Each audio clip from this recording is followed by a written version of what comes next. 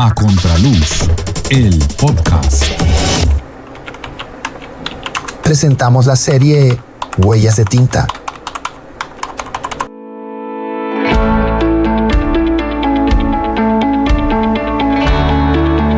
Comenzamos el episodio 34 de A Contraluz, el podcast. Hoy continuamos hablando con Rodney Casares, propietario de la librería Ítaca y que sin duda es artífice del cambio de cómo se ven, se entienden y se comportan las librerías en nuestra ciudad.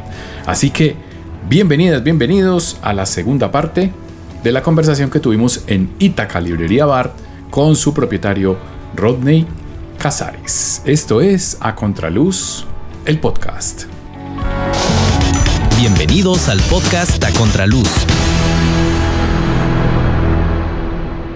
Y por ejemplo en la editorial, ¿haces convocatoria para nuevos autores o cómo la gente llega a la editorial tuya? Normalmente, Mauro, hacemos escauteo. Uh-huh. Vamos buscando qué se está leyendo por ahí interesante, qué autores están sonando, qué temas resuenan con nosotros. También escuchamos a amigos lectores que nos dicen, me leí tal cosa, me interesó, léete esto. Así básicamente es que hemos ido haciendo nuestra editorial. Obviamente hemos editado autores jóvenes y también autores conocidos, también para, de alguna forma, que estos autores conocidos, que tienen más visibilidad, más propaganda, arrastren a los autores más jóvenes. ¿Cuándo empiezas a pensar ya en el proyecto de Ítaca? Yo siempre, Mauro, me puse como metas en mi vida. O sea, como yo no quiero trabajar todavía en una librería como empleado, yo quiero a los 40 años tener tal cosa, a tal edad tener tal cosa. Entonces, cuando llegué a 15 años en la librería, yo dije, hasta aquí, o sea, tengo que hacer otras cosas. Tenía 35, estaba muy joven. Ya tenía la editorial. Entonces, bueno, ¿qué otra cosa tengo que hacer? Tengo que seguir estudiando, ¿no? Seguir estudiando sobre el oficio. Viajar, ir a ferias, tener la mayor cantidad de contactos en el mundo librero y editorial. Y luego dije, en algún momento tengo que tener una librería. No estaba tan claro, pero sí sabía que tenía que tener una librería.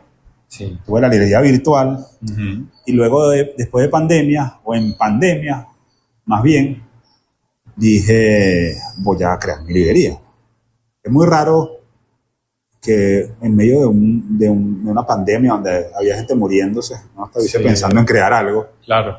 Pero también fue como un momento donde pasaron muchas cosas así, ¿no? Entonces, en medio de pandemia me reuní con amigos que me guiaron, me ayudaron un poco como a darle forma a una idea de librería. No era Ítaca, era Arca. Ah. Luego pasó a Ítaca. Rayé mucho con Lenín Pérez Pérez, que es mi compadre, un amigo que conocí en Alejandría, en la librería donde estuve todo el tiempo, que bautizó a mi hijo, pues, y me ha ayudado con cosas. Y le fui dando como idea a la librería. Y en 2021 dije, voy a hacer mi librería. Entonces en 2021 empecé a crear, a hablar con gente, a ver cómo era la mejor forma de tener una librería. Surgieron muchas ideas. Hasta que pues finalmente la lancé primero de forma digital, haciendo eventos en otros espacios. Entonces, el primer evento de Ítaca ocurrió en La Paz Case. Sí. Y en 2022 tuvimos nuestra primera sede. Arrancamos en una casa que estaba en la Circular Primera, aquí en Laureles. Sí.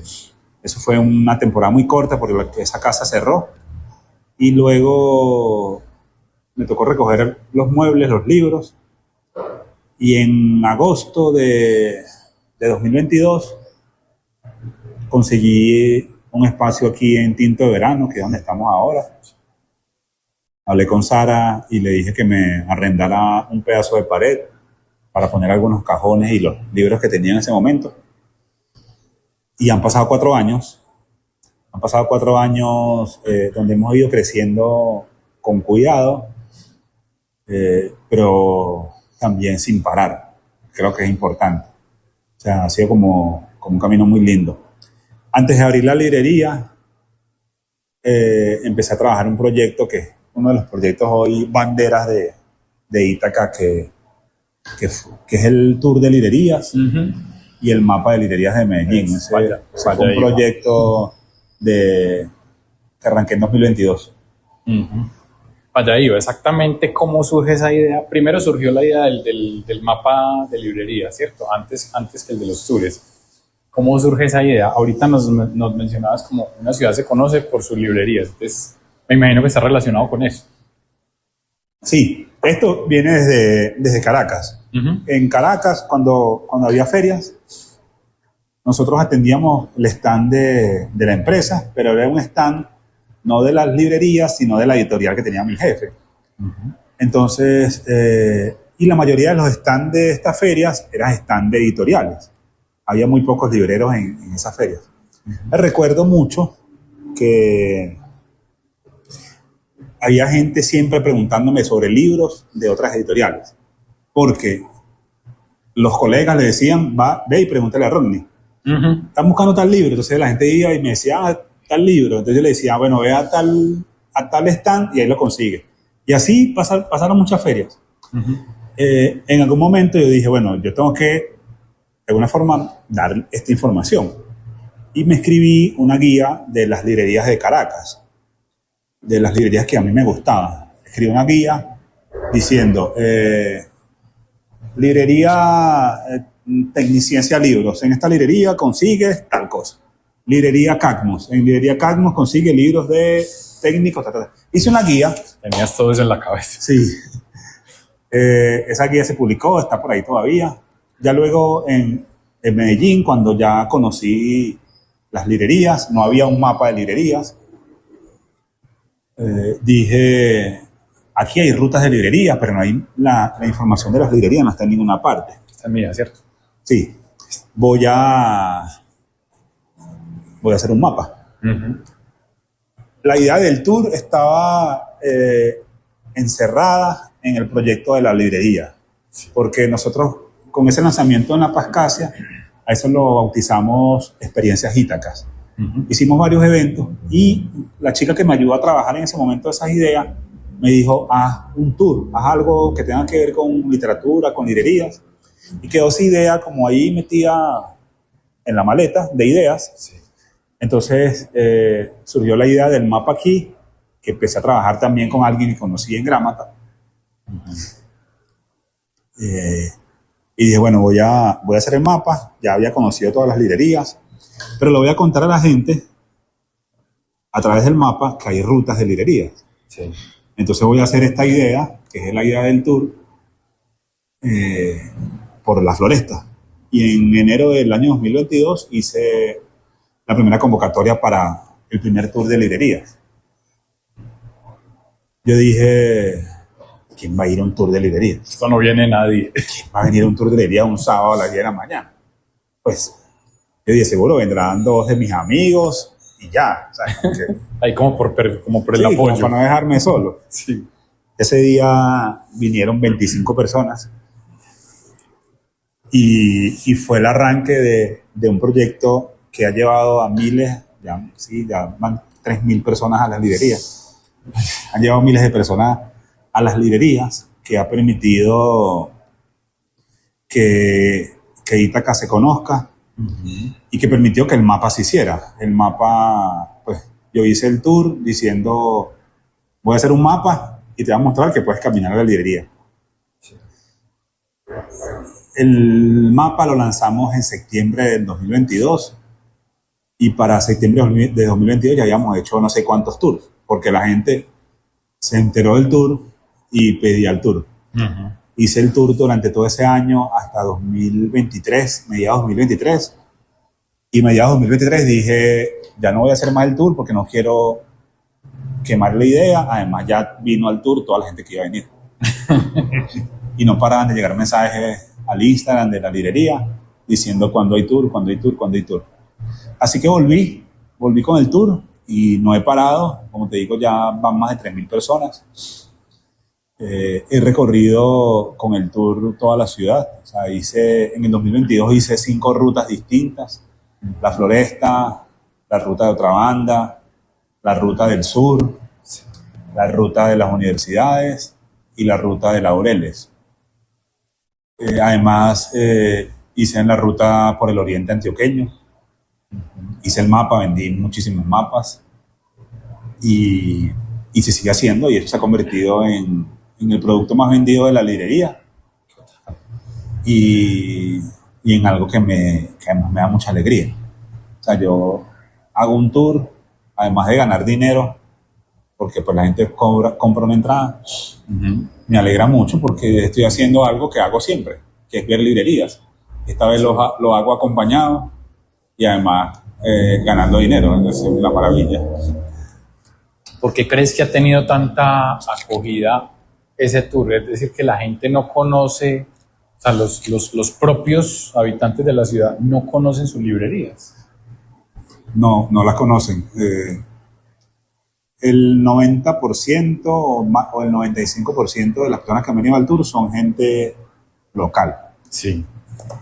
Muy pocos turistas. Vamos, turistas de otros países. Ha venido gente de otras regiones, que son menos. Por ahí un 15% de otras regiones y el resto es gente de Medellín. Y mucha gente no conoce las librerías. Eso es uno. Lo segundo es que el tour no se trata de mí. Como la mayoría de los tours, la gente, los guías están contando algo, echando un cuento, haciendo un guión. El caso del tour de librerías, el protagonista es el librero y la librería que visitamos. Yo solamente cuento al arranque del tour quién soy yo, por qué hago el tour. Muchas veces cuento algo que esté pasando en el momento que me llame la atención y ya. Luego llevo a la gente a las librerías y le presento al librero o a la librera, y los libreros y las libreras presentan su librería. Eso es algo que le gusta mucho a la gente. Luego es que finalmente hay gente que conoce a otras con sus mismos intereses. Pues es muy difícil a uno que le gusta leer, Mauro, conversar con otras personas que le gusta leer. En los tours, pues el que va a un tour de librerías es porque le gusta leer. Claro. Entonces también ahí se han construido muchas amistades que llevan años. No sé, hay unas amigas que se conocieron en el primer tour de librerías, hoy son grandes amigas, y se conocieron en ese recorrido de enero del 2022. Y así mucho. Creo que eso es lo mágico del tour, porque la gente se va muy, muy emocionada de conocer la librería de su barrio, de conocer la historia de Bárbara Lins, de Rigoberto, de Pilar, de todas las libreras y libreros que visitamos en las distintas librerías, y de poder conversar de libros con otros. Ha sido como muy lindo ese camino, y además un camino, Mauro, que me ha llevado a muchas cosas. O sea, me ha permitido una visibilidad interesante en la ciudad, ha permitido que pues entrevistas como estas sucedan muchas veces, que yo sea una referencia en el oficio del librero en la ciudad, y eso está bien. Fíjate que una de las cosas, como una anécdota que me pasó, creo que el segundo año en Medellín, yo le decía al primer amigo que hice aquí que me sentía mal porque la gente no me conocía, como que no me tomaban en cuenta. Claro, como que estabas haciendo cosas, pero no... O sea, como que sí, cuando en Venezuela, pues, era igual, ¿no? En Venezuela me llamaban si había algo me llamaban, si necesitaban algo, o sea, como que era el librero, referencia, quien todo el mundo consultaba. Y mi amigo me dijo, eso no importa, Ross, como que tú estás trabajando. Sí.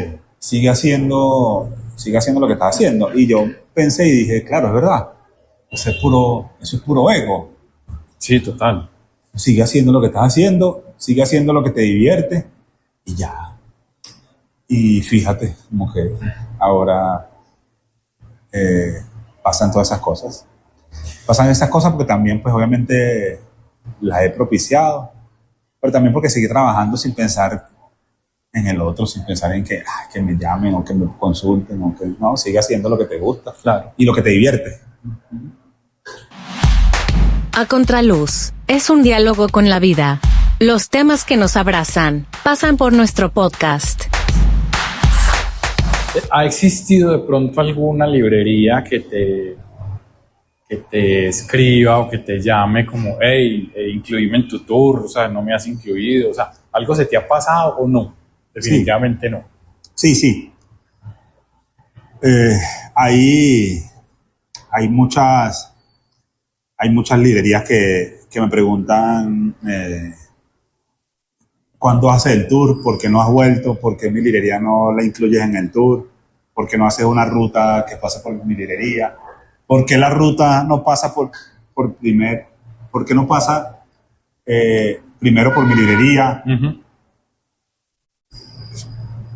Pues porque es cuando en la primera librería es donde compran más.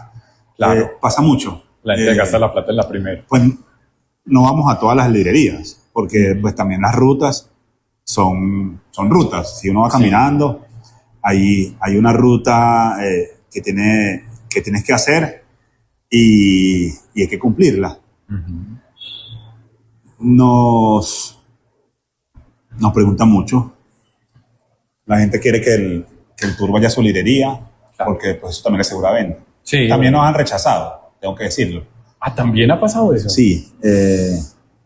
No voy a decir qué librería ni qué librero, pero alguien me dijo un día que no le interesaba recibir el tour, que ese público no era el público que a él le interesaba en su librería. Pero bueno, como que todo bien. Sí. Los libros son, digamos, bienes que se intercambian por dinero, ¿cierto? Siempre has manifestado que se podría vender cualquier cosa, pero hay una diferencia con los libros. ¿Cuál es esa diferencia entre vender libros y vender zapatos, por ejemplo? Pues como yo siempre le digo en clases o cuando estoy haciendo como alguna capacitación para vender, que los libros son más difíciles porque nadie necesita un libro. Pues si tú tienes que hacer una tarea, tú puedes ir a la biblioteca y consultar un libro. Pero un libro, pues una novela, la gente no la necesita. Una novela es para uno divertirse. Sí. Entonces eso pues es algo difícil para vender. Un libro es un gusto, es un lujo. Entonces eso hace más difícil el libro. Vender el libro, pero también lo hace más fácil. Sí. Porque el que quiere comprarse algo por gusto, lo va a comprar, no importa lo que valga o lo que sea. Exacto. Porque le guste ya. Porque le gusta. Entonces también eso es una ventaja. Vender un libro es más difícil porque tú tienes que tener conocimiento de lo que trata el libro, de qué es el libro, quién es el autor, quién es la editorial. Tienes que saber muchas cosas para lograr vender un libro. Una camisa, pues si la camisa te queda bien, se adapta a tu estilo, tú dices, pues la compro. Un libro tiene que cumplir como otra serie de funciones. Por eso es difícil. Pero también es fácil aprender a venderlo. Cuando tú logras dominar la técnica de la venta, se te hace fácil. Primero no lo sabía. Tuve que aprender, tuve que recibir clases. Ahora creo que tengo la técnica dominada y se me hace más fácil. Sí. Obviamente sin menospreciar al lector, sin menospreciar al libro, simplemente usando como algunas técnicas de venta y sabiendo hablar del libro en algún momento. ¿Crees que el librero es un promotor de lectura? No tiene que ser un promotor de lectura. Un librero es alguien que comercia libros. Sí. No tiene que ser un promotor de lectura. Si logramos ser promotores de lectura, mejor, por supuesto. Claro. Porque hay más lectores. Pero ya con todo el trabajo que implica ser librero, que pues, tener que abrir cajas, revisar inventarios, hacer devoluciones, revisar facturas, atender público, etcétera, etcétera, etcétera. También ser promotor es difícil. Sí. Si uno logra hacer las dos cosas, súper bien. Pero no necesariamente tienen que pararse también en la promoción de lectura. Puede ser alguien que vende, un librero. Creo que el promotor de lectura tiene que tener otras cosas. Sobre todo tiempo. Sí, tiempo y también otros intereses y otras búsquedas y otros espacios que tiene que tener un promotor de lectura. Nosotros promovemos la lectura de otra forma. Pero hay muchos libreros que solamente les interesa el vender el libro y no promoverlo también, y eso también es válido. Sí. Yo no lo juzgo. Vamos a hacer un pequeño ejercicio para los oyentes del podcast y es, cuéntanos rápidamente cómo funciona una librería, porque la gente de pronto no sabe cuál es el mecanismo interno de una librería. Simplemente van y ahí están los libros, pero detrás de todo eso hay un montón de procesos. ¿Cómo? A ver, un ejercicio así rápido de cómo funciona la librería. Pero básicamente en la librería funciona con socios. Los socios son las distribuidoras y las editoriales, que son las que nos entregan su mercancía. En su mayoría los libros te lo dan en consignación. Quiere decir que uno firma un contrato de préstamo. Esos libros los exhibes, los vendes y los pagas. Sí. Eso es básicamente pues, así a nivel general cómo funciona una librería, pero pues obviamente eso lleva varios pasos. Claro. Para yo tener libros de determinada editorial, tengo que sentarme, revisar los fondos, conocer las editoriales, conocer los autores, entender el perfil de la librería, cuál es su búsqueda. Entonces eso es un proceso muy largo. Eso no es un proceso solamente de decir, envíame cuatro cajones de cerveza consignados que yo las vendo y te las pago. Sí. Aquí nos toca hacer una selección, hacer una curaduría, pensar en el espacio, pensar qué quiero vender y a partir de ahí hacer pedido. Entonces, pues, después que tenemos esos contratos, cuidar los libros, pagarlos, que no se los roben, tenerlos limpios, devolverlos cuando se acaba el tiempo de préstamo a la distribuidora, y es un ciclo que nunca termina. Vas, repones, pides libros nuevos, vendes, repones, pides libros nuevos, y así va hasta el infinito. ¿Cómo se define el perfil de una librería? ¿Es de acuerdo con el gusto del librero o cómo llegas a definir eso? Sí, pues obviamente el gusto del librero, pero también depende muchas veces de dónde está la librería. Cuando se piensa en montar una librería, yo tengo que pensar pues cuáles son mis vecinos, qué hay alrededor, qué es lo que puedo vender o no. No es lo mismo una especie montar, de target. Pues. Claro, no es lo mismo montar una librería universitaria en una zona donde no hay una universidad, porque pues no vas a vender nada. Entonces, no solamente la librería que quieres o que tienes en tu cabeza, sino la librería que te pide la zona donde la vayas a montar. Entonces, sí, el perfil se lo va al librero, pero ese perfil tiene que ser pensado para que funcione según el lugar donde está, porque bueno, es lo mismo una librería de centro comercial a una librería de barrio. Tienen cosas distintas. ¿Las librerías pueden tener distribuidoras o eso cómo funciona con las distribuidoras? ¿O las distribuidoras son de las editoriales? ¿Cómo funciona eso? Pues, a ver, las editoriales, algunas se distribuyen a sí mismas. Sí. Los grandes sellos editoriales, por ejemplo en Colombia, que son Penguin Random House y Planeta, se distribuyen a sí mismos. Entonces son una editorial que se distribuye. Luego hay distribuidoras, como es el caso de Siglo del Hombre. Siglo del Hombre es una distribuidora que distribuye distintos sellos de Iberoamérica. Está, por ejemplo, otro caso que es La Diligencia. La Diligencia Libros es una empresa que fundó uno de los editores de Laguna Libros. Entonces tienen la distribución de Laguna Libros y la distribución de otros sellos editoriales. Entonces sí, es como yo como editor tengo también una distribuidora que distribuye mi editorial y otros sellos. Y otros. Entonces sí, básicamente una distribuidora es otra línea de negocio dentro del ecosistema del libro. Ok. Es que esta pregunta es importante, por eso te la hice, porque muchas personas no conocen ese eslabón de la cadena, por decirlo así, ¿cierto? O sea, mucha gente se imagina como que están las editoriales y las librerías, pero también existen las distribuidoras. Existen las distribuidoras que son súper importantes en la cadena. ¿Qué sigue en este momento para Ítaca? O sea, ¿en qué estás? ¿En qué proyectos estás con tu negocio? Bueno, como te dije, hicimos una distribuidora que se llama Monte. La hicimos junto pues, a otras compañeras. Daniela Gómez de la librería de La Pascasia. David Robledo de la editorial Verso Libre. Marcela Fernández de Club de Lectura Lee Mi Alma y ahora librera de librería Ojo de Agua.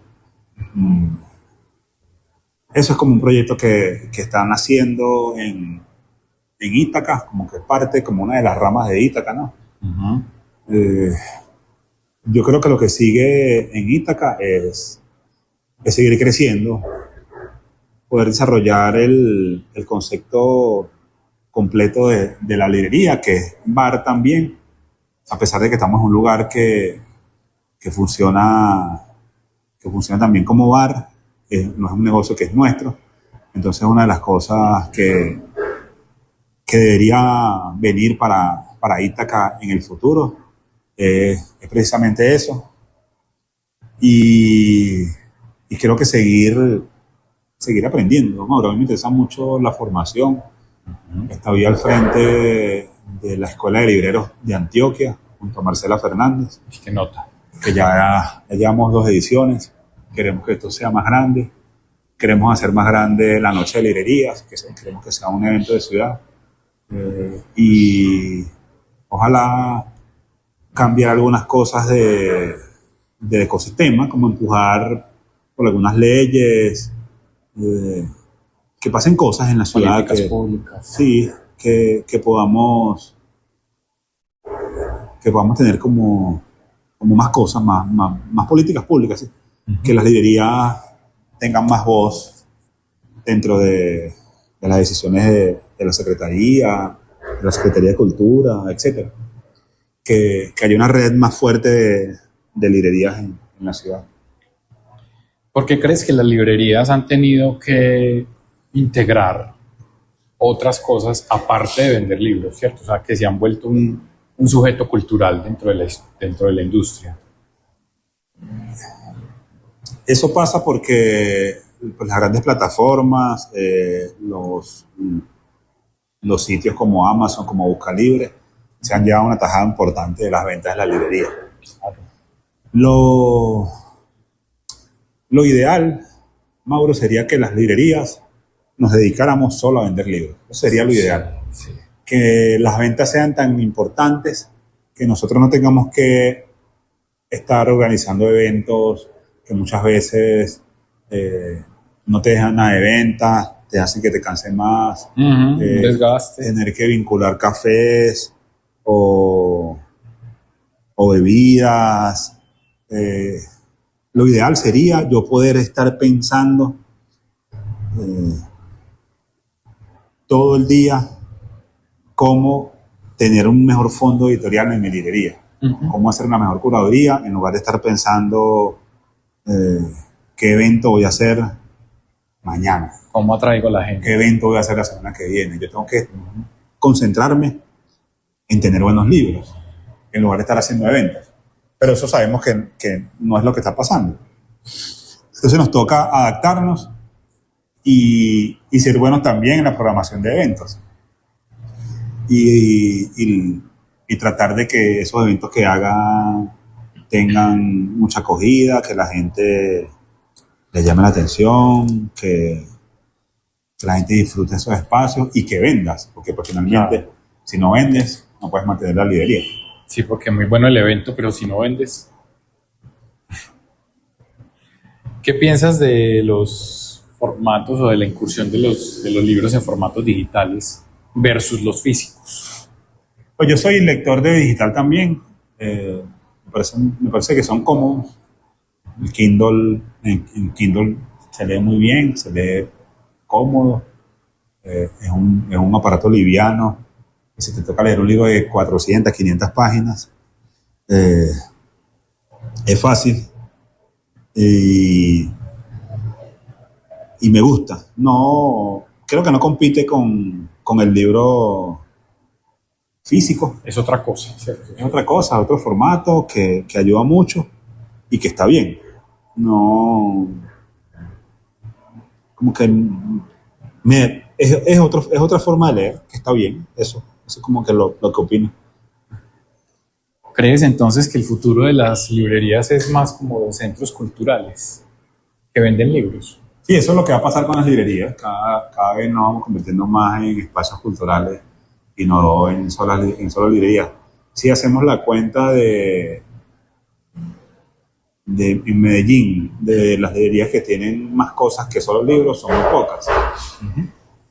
Entonces, sí, las librerías se están transformando en espacios culturales. Ojalá que el espacio cultural sea algo más, pero que no sea lo que te permita vivir. Ojalá que lo que te permita vivir sean los libros. Eso es lo ideal. Eso es lo ideal y ojalá que podamos lograrlo. ¿Qué extrañas de Caracas? ¿Qué extraño de Caracas? El pan. Ay, sí. Yo creo que sí. Extraño el pan. Extraño mi familia. Pues mi hijo mayor vive en Caracas y mi familia, mis primas, mi papá. Extraño el mar. Ahora pues acaba de ocurrir una tragedia y el mar más cercano ya no se puede visitar. Pero nada más, yo la verdad que vivo muy feliz aquí en Medellín. Esta es mi casa, como pues lo dije en mi libro también, esta es mi casa. Me siento bien, como que a veces, en este decía, ya llevo 10 años aquí, qué cosa tan loca. Pero tengo muchos amigos, hago muchas cosas. Estoy bien, sí, yo creo que si extraño algo, el pan. O comer pan caliente a las 4 de la tarde. ¿O qué tal el pan de jamón en Navidad? O el pan de jamón, sí. Aunque bueno, cada vez estamos más cerca, porque bueno, ahí sabemos que hay muchos venezolanos aquí. Sí. Pero yo aquí no lo he podido conseguir. No hay pan caliente en las panaderías en la tarde para uno comer. Sí, total. ¿Hace cuánto y la no montaña, vas? el Ávila. El Ávila, claro. El Ávila me hace falta. No voy desde enero, que fui al funeral de mi madre, que pues, también fue como la mujer que me llevó también por la lectura, la mujer que me hizo también responsable y que me formó y me dio cosas y me dio luz. Fui en enero a despedir a mi mamá que murió, pero iba regularmente, no voy regularmente, el último viaje que tenía tenía boleto para el 26 de junio, 2 días después del terremoto. Hay que ver cuándo volveré, en algún momento volveré.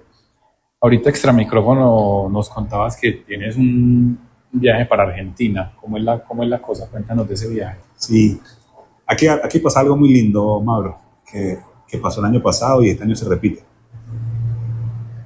Puede ser como un cierre lindo para esta conversación. Sí. Yo vine invitado a Fiesta del Libro en su edición número 10. Y vine invitado a la primera edición del Salón de Editoriales Independientes de la Fiesta del Libro de Medellín. El año pasado ese salón cumplió 10 años. Sí. Y yo fui la persona encargada de estar al frente de ese salón. Eso fue algo muy importante para mí profesionalmente, algo que me dio mucha alegría, estar ahí en ese espacio que me trajo, que me acercó a la ciudad, hacerlo y hacerlo bien, con una muestra editorial magnífica. Y este año repito como operador de ese salón, en los 20 años de la Fiesta del Libro. Claro. Iba a ser la 11ª edición del salón. Entonces voy a Buenos Aires a la Feria de Editores, que es una feria que se hace desde muchos años en Buenos Aires, donde solamente van editoriales independientes. Entonces voy a visitar a esa feria a comprar libros para traer para ese salón, para tener también una exhibición tan potente como la del año pasado. ¿Qué estás leyendo ahora? Ahorita no estoy leyendo nada. Terminé de releer un libro que me compré en México el año pasado y que lo releí para leerlo junto a otros lectores, que se llama A Flor de Piel, una novela de una escritora mexicana que se llama Nora Muñiz, que habla de una chica que tiene problemas en la piel, una niña que nace con problemas en la piel. Es un libro que da comezón. Ese libro que terminé de leer el lunes, creo, y lo empaqué en una bolsa y se lo mandé a otro lector, porque vamos a hacer una lectura entre varios lectores, cada uno subrayando lo que le parece interesante del libro, para luego comentarlo entre los 5 lectores. En el mismo libro van... Yo no soy de rayar libros, ese libro lo subrayé con un color y se lo mandé a otra persona con otro color de resaltador para que lo marcara, y así lo van a leer 4 personas más. Uy, pero eso es una experiencia. Y al final, si el libro vuelve, espero que sí, que no se pierda en el camino. Que no se pierda en el camino. Vamos a ver qué marcó cada quien. Finalmente, un mensaje que le quieras enviar a los oyentes, lectores y escuchas. Bueno, yo creo que el mensaje más interesante es que compren en librerías independientes. O sea, que cada vez que piensen que necesitan comprar un libro, o que quieren un libro, que quieren regalar un libro, que quieren tener un libro, que piensen en las librerías independientes de su ciudad, que es la única forma de que sigan existiendo librerías con una propuesta distinta, como mi librería, como Ítaca, como las otras librerías que hay en la ciudad. Es la única forma que la librería subsista. Entonces, que cada vez que alguien vaya a comprar un libro, en lugar de ir a www.buscalibre.com, vaya y revise las redes de sus librerías del barrio, que llame a su librero, al librero del barrio, y le pregunte una recomendación de eso, que visiten librerías. Totalmente. Rodney, muchas gracias por estar con nosotros. No, Mauro, gracias a ti por invitarme, y qué bueno conversar de libros y de librerías, como te dije al principio. Salud. Estás escuchando A Contraluz, el podcast. Si te gusta el rock, visita y escucha www.lazonagrisrock.com, con todos los sonidos y las épocas del rock. Te presentamos nuestra sección ¿Sabías qué? Una píldora de conocimiento al final de nuestro espacio. Hace 8 días exploramos sin ninguna dificultad cuáles son esas claves, esos indicios que nos permiten sacar la conclusión de que alguien no es tan amigo de los lectores. Porque Rodney nos presentó mediante un decálogo esos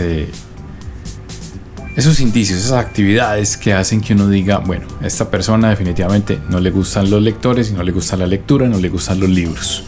Esta vez, mediante otro decálogo, nos vamos a enfocar en quienes quieren ser libreros, quienes quieren trabajar en una librería, pero no solamente en ellos, sino también en esos y esas buenas lectoras, porque el amor por los libros se transmite. Aquí está, en nuestra sección ¿Sabías qué? El decálogo de un buen librero.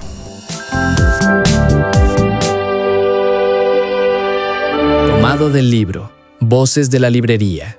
Decálogo de un librero. 1.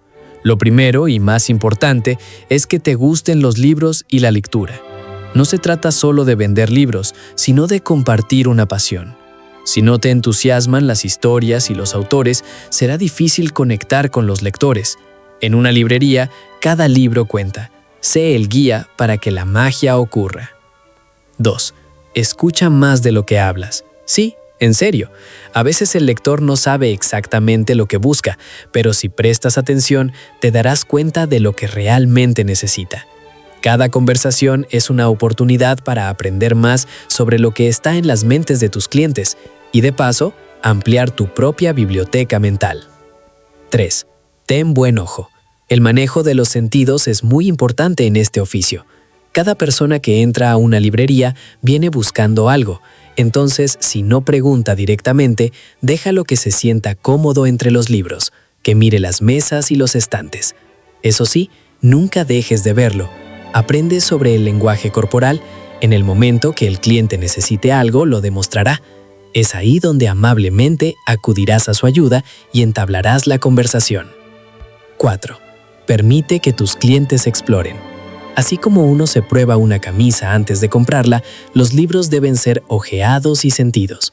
Deja que los lectores disfruten del tacto y el aroma de los libros, que vean el tipo y tamaño de letra, que lean algunas líneas a ver si la historia lo atrapa. Un cliente que puede explorar sin restricciones es un cliente que se sentirá más inclinado a comprar. 5. Respeta a los lectores. Todos los gustos son distintos. No importa si el libro que busca no está en tu lista de favoritos. Cada lector tiene su propio camino y ritmo. Sé paciente y respetuoso, especialmente con los nuevos lectores. Ellos están en su proceso de descubrimiento y tu actitud puede influir en su amor por la lectura. 6. Investiga. Mantente al tanto de todo lo que pasa en materia editorial. Averigua la vida de tus autores favoritos, sus curiosidades, escándalos, aciertos. Está pendiente de los premios literarios. Oye los programas donde se hable de libros. Lee las páginas de cultura, porque cuanto más sepas, mejor podrás guiar a tus clientes y ofrecerles recomendaciones acertadas. 7. Invierte tiempo y dinero en tu carrera. Asiste a ferias de libros, tanto locales como internacionales. Estos eventos no solo te ofrecen oportunidades para aprender, sino también para conectar con otros profesionales del sector. Cada encuentro es una oportunidad para expandir tus horizontes y mejorar en tu carrera. 8. Visita librerías. Tu aprendizaje no debe limitarse a tu espacio de trabajo. Visita otras librerías, observa sus ofertas y estrategias. Siempre hay algo nuevo que aprender y maneras de mejorar lo que ya haces. Que el trabajo no se quede en las 8 horas reglamentarias. 9. Cuida a los jóvenes lectores. Mantén un espacio para ellos, déjalos que se familiaricen con los libros, consiéntelos, guíalos. Está muy pendiente de sus gustos y dale la oportunidad que te cuenten la última aventura que acaban de culminar. 10.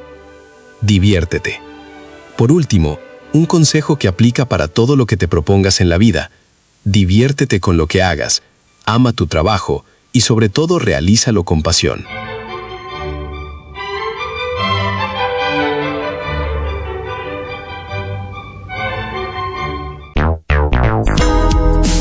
Estamos presentando A Contraluz, el podcast.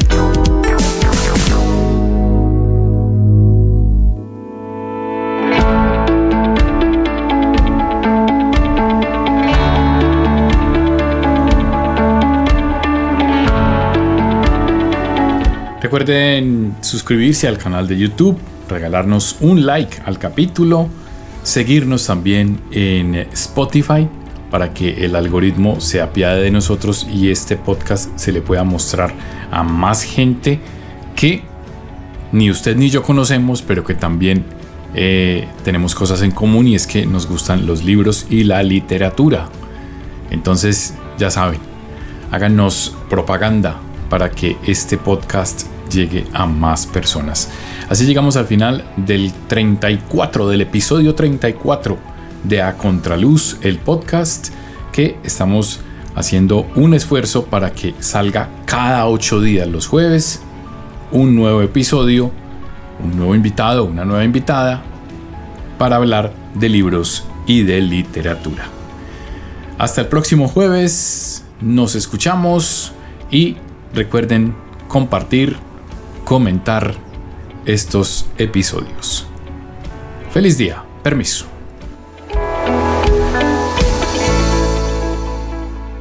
A Contraluz, el podcast.